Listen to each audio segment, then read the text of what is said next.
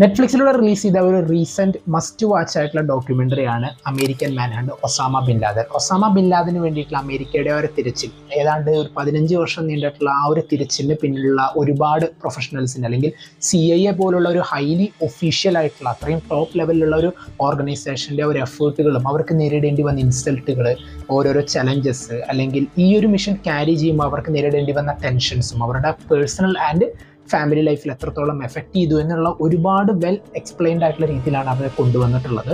And ഒരുപാട് ഇതിലത്തെ ഒരു ഹൈ പ്രൊഫഷണൽ ആയിട്ടുള്ള ഓഫീസേഴ്സിൻ്റെ ഒക്കെ എക്സ്പ്ലനേഷൻസ് ഇതിൽ പറഞ്ഞു പോകുന്നുണ്ട്.